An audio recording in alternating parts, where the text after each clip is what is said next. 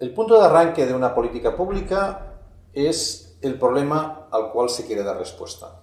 Diríamos que toda política pública es una cierta hipótesis de mejora en relación a un problema determinado. Este problema acostumbra a tener características complejas, es decir, no nos viene dado por definición qué tipo de problema queremos resolver, sino que hay una labor de análisis también y de definición por parte del decisor de cuál es el aspecto de una situación no deseada al cual quiere o puede dar respuesta. Imaginémonos el tema de los accidentes de tráfico, que normalmente se considera un problema, una situación no deseada. Las razones que se explicarían que eso sea un problema pueden ser de diversa índole, de carácter económico, político, ideológico. En general, lo que en todos los países se considera es que es un problema que tiene que ver con la vida de los ciudadanos y al cual se tiene que dar respuesta. Pero en cambio, no podemos dar por supuesto que definir como problema los accidentes de tráfico nos va a dar automáticamente un tipo de política pública. Tendremos que ver los factores que rodean ese problema. Por ejemplo, exceso de alcohol, incumplimiento del código de circulación, mal estado de las carreteras, obsolescencia del parque automovilístico, malas condiciones técnicas de los vehículos, condiciones orográficas o de tiempo excesivamente malas en ciertos países. ¿Qué escogemos, no? ¿Por dónde abordamos este tema, no? De entrada tendríamos que ser conscientes, ¿no?, que el director general de tráfico de un determinado país no tiene todas las competencias en su mano. Es decir, no puede arreglar las carreteras porque esto depende de otro ministerio. No puede, digamos, prohibir el alcohol porque esto también depende de otras condiciones. No tiene influencia sobre la forma en cómo se construyen los vehículos. Evidentemente no puede modificar la orografía de un país o el tiempo de un país. Al final, un director general de tráfico de un país determinado lo que tiene en las manos es el código de circulación, la policía que controla el tráfico y las multas y las sanciones que puede hacer. Evidentemente puede incorporar controles de alcoholemia, puede pedir a otros responsables políticos que modifiquen las carreteras, que cambien la legislación sobre industria del automóvil, pero esos recursos ya no los tiene en sus manos, sino que dependen de otros. Por lo tanto, estamos hablando, en muchos casos, que definir un problema en relación a una política pública es pensar en los recursos que ese decisor tiene en sus manos y pensar en el proceso que puede conducir a una mejora del punto de partida.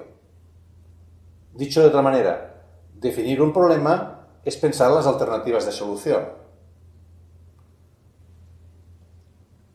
Un ejemplo nos puede servir, ¿no? Es decir, sabemos que hay marcas de automóvil que han invertido mucho dinero para conseguir que sus habitáculos sean indeformables y evitar accidentes mortales.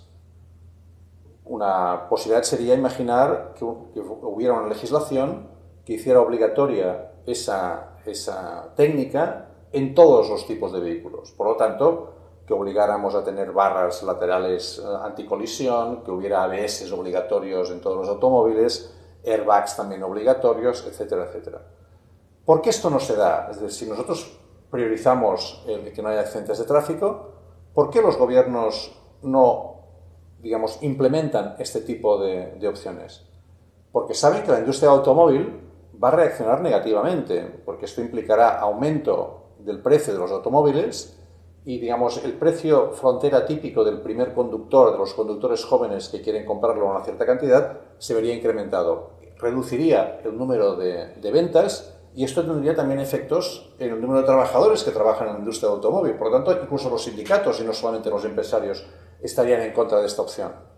Por lo tanto, ¿qué es lo que sucede? Pues a pesar de lo que sería imaginable desde la lógica de los accidentes de tráfico, no se hace obligatorio este tipo de medidas. ¿Por qué? Porque no solamente queremos que no haya accidentes de tráfico, también queremos trabajo, también queremos que haya desarrollo económico, por lo tanto queremos muchas cosas simultáneamente. No siempre podemos imaginar que la solución de un problema no tendrá efectos colaterales en otros.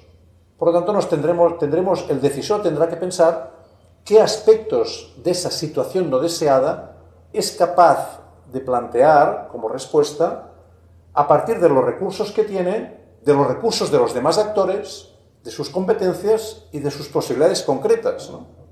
Al final, ¿qué acaba pasando? Que un decisor piensa no solamente en la situación no deseada, sino también en el proceso que puede conducir a una mejora de esa situación. Lo que acaba pasando normalmente es que el director regional de tráfico piensa en términos de código de circulación, de policía de tráfico, de multas y de controles de alcoholemia, por ejemplo, ¿no? Y con eso construye una cierta respuesta, siendo consciente de que eso no acaba de dar respuesta a toda la situación no problemática, pero sí pensando que eso le permite un programa de actuación que acabará no eliminando el problema, pero sí mejorándolo.